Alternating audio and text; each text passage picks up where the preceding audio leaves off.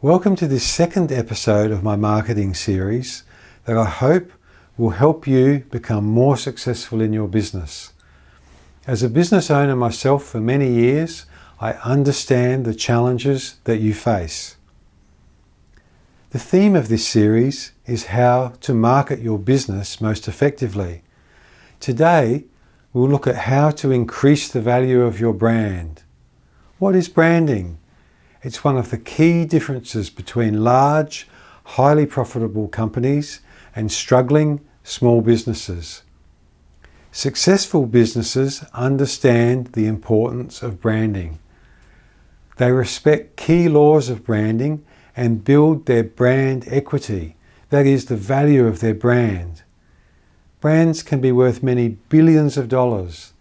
Think of the Golden Arches or the Flying Kangaroo. I don't even need to tell you the names of the companies, you already know. Branding is far more than just a logo. Your logo's ultimate power is that it represents the positive attributes of your company at a single glance. Those attributes will vary from company to company, but you can't be all things to all people, so don't even try. No matter how big you are, you're better off majoring on your strong points, your key positive attributes. For example, when it comes to cars, what does the Volvo brand mean? Safety. BMW, the ultimate driving machine. That is, vehicles that handle well and give great tactile response. Mercedes, engineering excellence. You get the picture. Volvo could spend $1 billion next year telling the world that they're the best handling brand, but they'd be wasting their money because BMW has been building that key brand attribute for decades. Once you've established the key attribute that your brand stands for, or at most an extremely short list of attributes, then the next step is to make every point of customer contact consistent with that attribute. Your customer likes to know what to expect. They like consistency, not nasty surprises.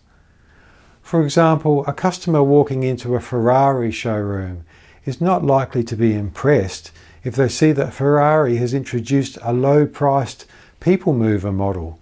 Conversely, I don't think Kia could sell too many $500,000 sports cars, even if they outperformed an equivalently priced Ferrari.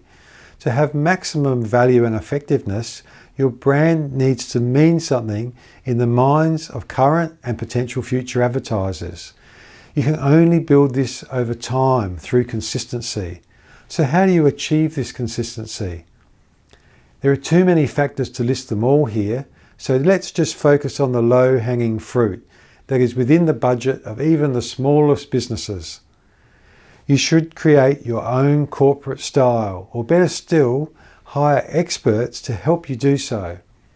This will not be as expensive as you might think. The first place to start would be with a good graphic artist experienced in creating corporate style guides for businesses. Once your guide is created, it costs you nothing to stick to it other than consistent discipline and organisation. At its most basic level, for your small business to produce a style guide, you need to select a colour palette, 1 or 2 fonts, also known as typefaces, and a logo, and a set of rules about how and when you are going to use these colours, fonts, and logo. Think back to those examples of the Golden Arches and the Flying Kangaroo. How often do you see these arches in blue? Or the Flying Kangaroo with a yellow background? Never.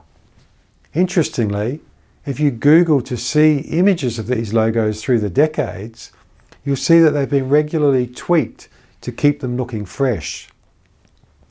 But these changes are so expertly done that a casual observer might not even notice the difference from one version to the next. Large companies know that their logo and branding is worth millions, even billions.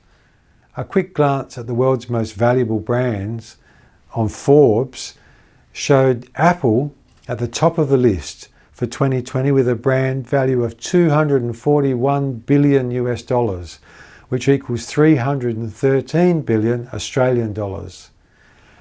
Scroll down through the list of most famous brands and you're still looking at 7.9 billion US dollars or 10.3 billion Australian for Volkswagen at number 100. You might think that has nothing to do with your business, which is perhaps a single location retail store. But good branding, even for a small business, could mean more profits every day and an extra $100,000 or more achieved on the final price when you decide to sell. Notice that previously I said hire experts to help you, not to do it all for you. Don't let them create your logo and corporate style without your input. They might have the technical expertise, but you know your business better than anyone else. The fonts, colours and styles that are chosen need to accurately reflect the key attributes of your brand. For example, if you have a blokey business that sells macho products mainly to young men, you might choose a masculine font such as Machine. That's the font they use on the numerals on gridiron football jerseys. But if your key brand attributes and customer base is feminine, then you might choose a slender, elegant font such as Optima. For example, walk into your local chemist shop and look at their skincare products. Optima is all over the packaging like a rash. Once you've got your corporate style created and fully documented, including examples, the next step is to use it everywhere. Use it on your signage, on your website, on your Facebook page, on your team uniforms, your invoices, your premises, your fit out, your shopping bags. In other words, use it everywhere where you're seen by both current and potential future customers. If after a while you see it so often that you're getting sick of it, great, you must be doing a good job. Resist the temptation to mix it up or change. Research says that your customers are exposed to around 5,000 ads per day in some format. That can mean everything from a 2-minute immersive cinema ad through to a split-second flash of a billboard as it goes past their train window. Or they might glance at your brand logo on the margin of their screen as they quickly scroll past it. If you're going to achieve cut-through with your current and potential future customers, then you need to make the most of every precious slice of their attention that comes your way. You can do this by playing smart, just like the big boys with their multi-billion-dollar brands. In summary, here are 3 key steps to get you started. 1, work out ideally just one key attribute that your brand needs to represent. Certainly no more than 2 or 3. 2, get help to design your corporate style to reinforce that attribute. 3, stick to your corporate style like you know what to a blanket. Then you'll have a competitive edge in your marketplace and you'll build your brand equity. If you'd like to get my future videos as soon as they're posted, then please subscribe to my series. If you've benefited from this video, then please write a review and like this video on the screen below. And please contact me if you'd like a free personal business coaching session. I believe that with passion, consistent effort and wise advice, you can succeed in your business. I wish you all the best and I'll see you next time.